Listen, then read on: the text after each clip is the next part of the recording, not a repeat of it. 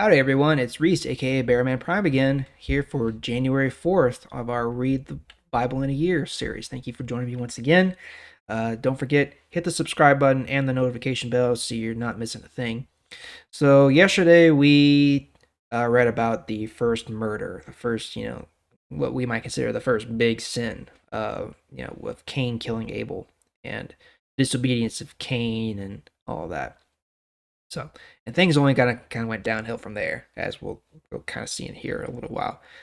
So today we're actually going to skip over chapter 5. Chapter 5 mainly is just kind of a genealogy from Adam down through to Noah, and it tells how long they lived and all that, all their different children, etc.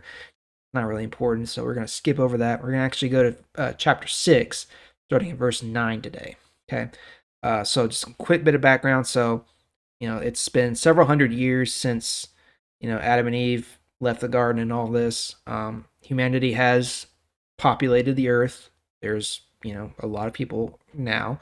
But at this point, the majority of humanity has either forgotten about God or rejected him completely and has become so violent and so cruel that God decides that he needs to reset things. So that's where we're going to pick things up. So today is chapter 6, verse 9 through 22.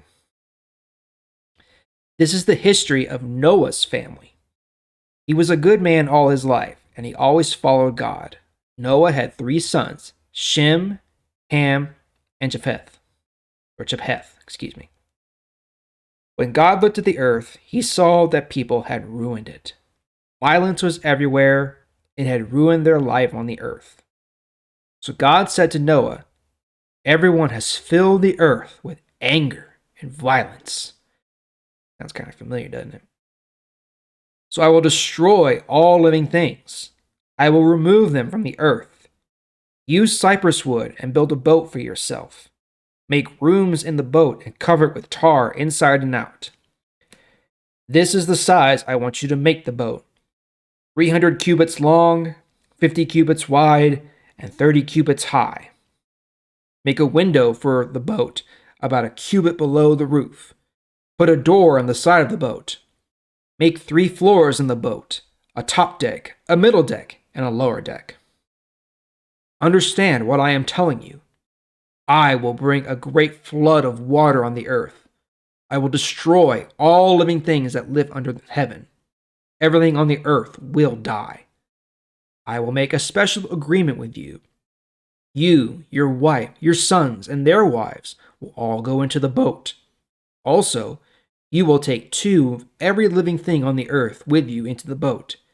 Take a male and female and every kind of animal so that they might survive with you. 2 of every kind of bird, animal, and creeping thing will come to you so that you might keep them alive. Also, bring every kind of food into the boat for you and the animals." Noah did everything God commanded him. All right, so here we see Noah, who is the one speck of light in the world of darkness at this point, probably the only person who was really obedient to God at this time. And God made a special promise with Noah, a covenant, if you will. And this is a recurring thing with God. He makes covenants with, certain people throughout history. And this is one of them. God promised Noah that he would protect him and keep him and his family safe when he's going to destroy the earth and everything in it with the flood. Okay, so he's telling Noah to make the boat, the ark, as we all know it, the ark, Noah's ark, and tells him how big to make it and what to do and all this. And Noah said, "All right, you got it, God." He didn't understand probably what was going on. He didn't really understand how or why. A lot of what God does is incomprehensible to us. It still is. How can we comprehend the infinite, all-knowing God? You try to think about infinity, how it just never ends, how it begins and ends all the same. It's crazy. Noah probably didn't understand everything, but he still did what God commanded him to do in the end. And that's a lesson that we can take away for ourselves.